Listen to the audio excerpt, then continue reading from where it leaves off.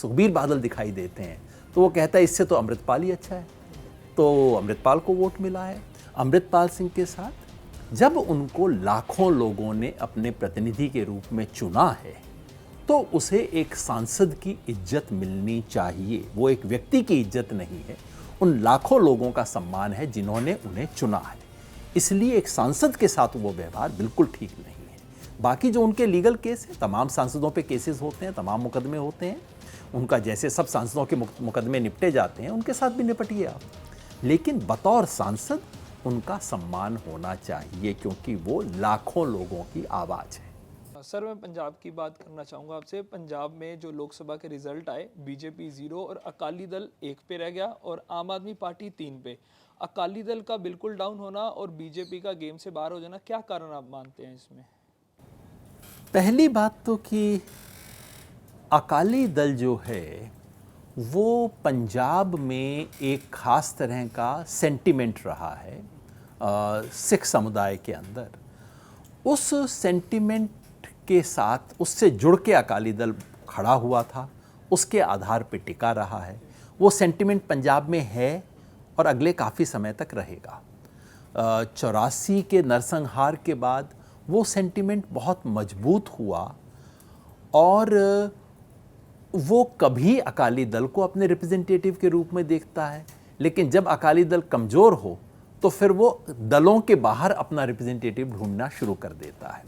इस बार यही हुआ सुखबीर सिंह बादल के चलते, चूँकि वो बड़े बादल साहब की जगह ले नहीं पा रहे हैं। उस तरह का जो एक व्यापकता थी प्रकाश सिंह बादल जी के नेतृत्व में, वैसी सुखबीर बादल के नेतृत्व में दिखाई नहीं देती। पार्टी में भयंकर धड़ेबंदी है, बिल्कुल खुल के रोज़ बयान आते हैं, मीटिंग्स होती हैं।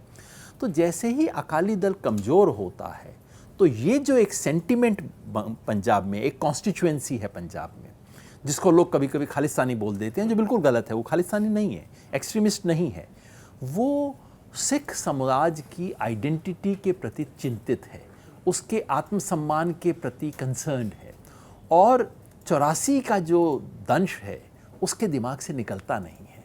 उस कॉन्स्टिट्यूएंसी को जब सुखबीर बादल दिखाई देते हैं तो वो कहता है इससे तो अमृतपाल ही अच्छा है, तो अमृतपाल को वोट मिला है।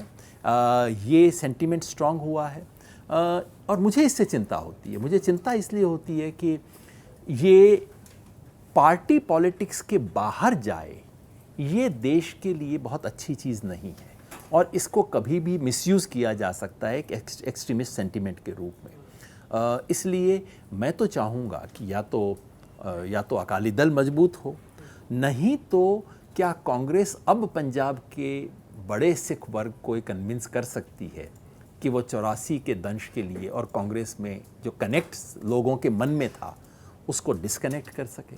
राहुल गांधी गए, हरमंदर साहब गए, वहाँ चुपचाप से सेवा की, इसको सिख समाज ने नोटिस किया है ना। तो क्या वापस उस तरफ आ सकते हैं? मेरे को उन बड़ी चीज़ों की चिंता है। किस पार्टी के 2-4 वोट बढ़ जाते हैं, घट जाते हैं, 2-4 सीट ऊपर नीचे, ये सब चलता रहता है, लेकिन एक बॉर्डर स्टेट और वो भी माइनॉरिटीज़ का डोमिनेटेड बॉर्डर स्टेट, उसमें कहीं एक बड़ी पार्टी के साथ अलगाव कभी कभी देश के साथ अलगाव की शक्ल ले सकता है।